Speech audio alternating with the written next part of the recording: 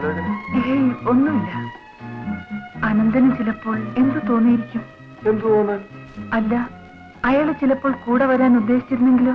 ഇങ്ങനെ ഒരാൾ സ്റ്റേഷനിൽ റിസീവ് ചെയ്യാൻ വരുമെന്ന് പറഞ്ഞിരുന്നില്ലല്ലോ. അനന്തൻ സ്റ്റേഷനിൽ വരുമെന്ന് എനിക്കും അറിയില്ലായിരുന്നു. അതിരിക്കട്ടെ, ആരാ കക്ഷി? ബോയ്ഫ്രണ്ട് ആണോ? ബോയ്ഫ്രണ്ടോ?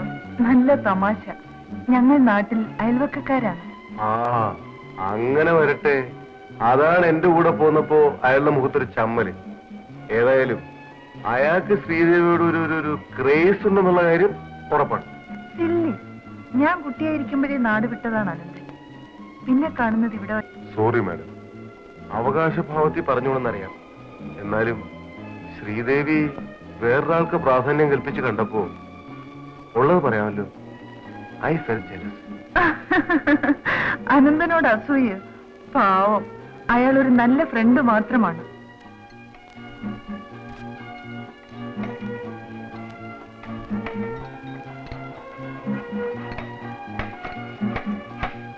இந்த வீல் ஸ்பேண்ட் வாங்கிட்டு வர சொன்னாங்க. അവിടെ കിടക്കുന്ന കണ്ടുകൂടാ? എടുത്തോണ്ട് പോടാ.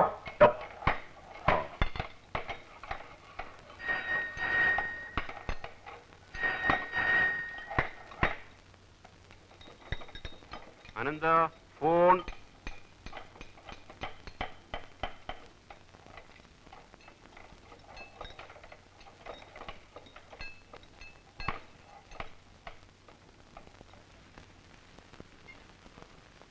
അനന്തനാണ്. വന്ന ബഹളമായതുകൊണ്ട് ഇപ്പോഴേ വിളിക്കാൻ പറ്റുള്ളൂ. അന്ന് സ്റ്റേഷനിൽ മദൻ ഉണ്ടായിരുന്നതുകൊണ്ട് കൂടുതൽ സംസാരിക്കാൻ പറ്റിയില്ല. സ്റ്റേഷനിൽ വെച്ച് കണ്ടപ്പോൾ കുറച്ച് ക്ഷീണിച്ചതുപോലെ തോന്നി. പിന്നെ അസുഖമൊന്നും ഉണ്ടായില്ലല്ലോ? ഇല്ല. ഞാൻ വരാം. അപ്പോൾ ശരി.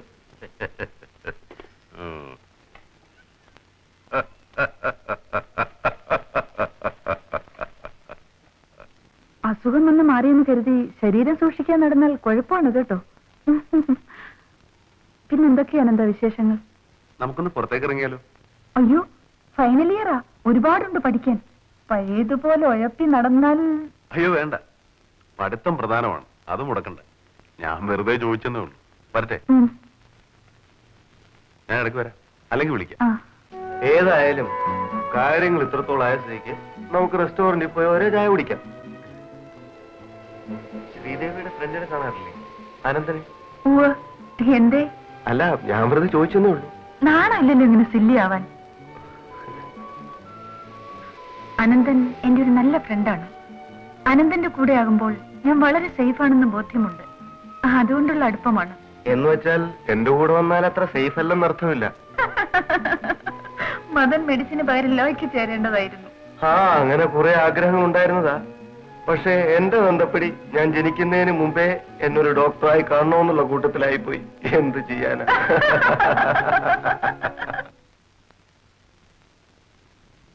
ഞാൻ നോക്കിയിരിക്കുകയായിരുന്നു. എന്താ അത്യാവശ്യമായിട്ട് കാണണമെന്ന് പറഞ്ഞു? പറയാം, ഇരിക്കൂ.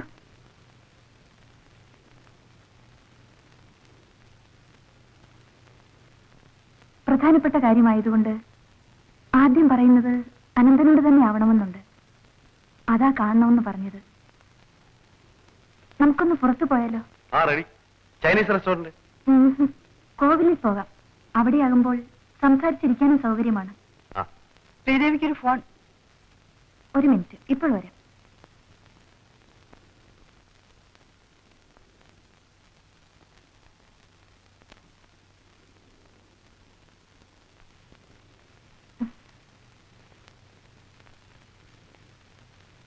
എന്തേ? ഇങ്ങനെ നമ്മുടെ പ്രോഗ്രാം നടക്കില്ല. ഒരു ഫ്രണ്ട് അത്യാവശ്യമായിട്ട് കാണുമെന്ന് പറഞ്ഞ് വിളിച്ചതായിരുന്നു. അതിനെന്താ, ഇനി ഒരിക്കലാ നമ്മുടെ പ്രോഗ്രാം. എന്നാലും ഞാൻ അനന്തനെ വിളിച്ചു വരുത്തിയിട്ട്. അത് സാരമില്ല, ഒരാവശ്യം വന്നതുകൊണ്ടല്ലേ. നമുക്ക് എപ്പോഴും കാണാമല്ലോ. വരട്ടെ?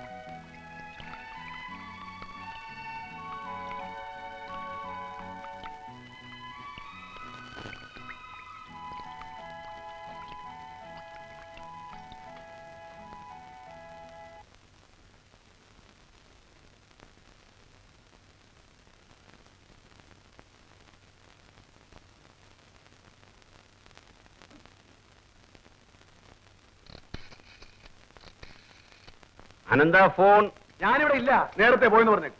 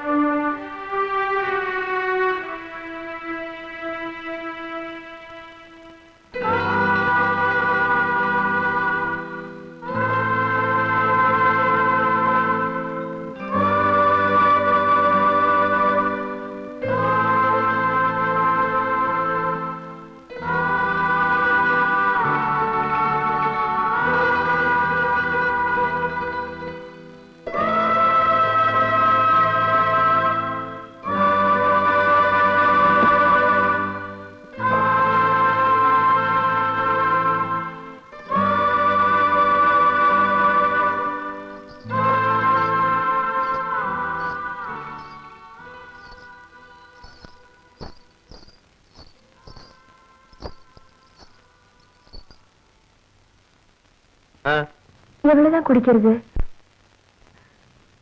ரொம்ப நாளா நானும் இது கவனிச்சுட்டே இருக்கேன். ഞാൻ കുടിച്ചാ നിനക്കെന്താ? ചോദിച്ചു കേട്ടില്ലേ? ഞാൻ കുടിച്ചാ നിനക്കെന്താണെന്ന്? நான் யாரும் இல்ல. ஆனா இப்படி பார்க்கும்போது எனக்கு ரொம்ப கவலையா இருக்கு.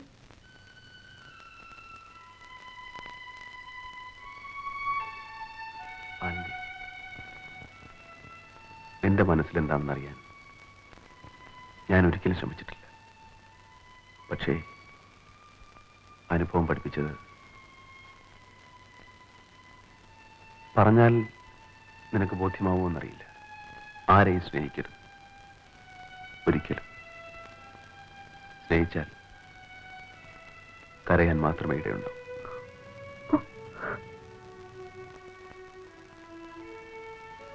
ഓ ആനന്ദി, ഓ ആനന്ദി.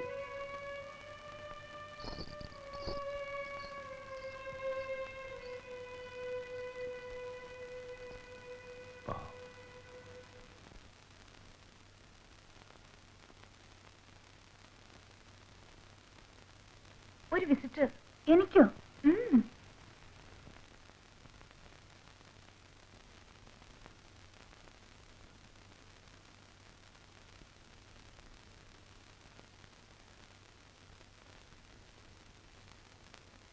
കത്തയക്കാമെന്നാ വിചാരിച്ചത്. അതിനിടയിൽ ഇതുവഴി വരേണ്ട ഒരു ആവശ്യമുണ്ടായി. എന്നാൽ കയറിക്കണ്ട് പറയാമെന്ന് കരുതി. ഞാനൊരു ഫോറിൻ ടൂറിന് പോകുന്നു അടുത്ത ആഴ്ച. മിനിയും കൂടെ വരുന്നുണ്ട്.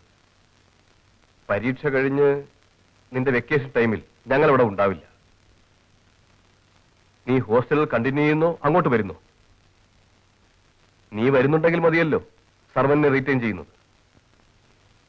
എങ്ങനെയാ വേണ്ടതെന്ന് വെച്ചാൽ പറഞ്ഞോളൂ, എനിക്ക് ധൃതിയുണ്ട്. ഹോസ്റ്റലിൽ കഴിയാം. ശരി, നിന്റെ സൗകര്യം പോലെ. ഞാൻ ഇറങ്ങുന്നു. വിശേഷിച്ചൊന്നുമില്ലല്ലോ.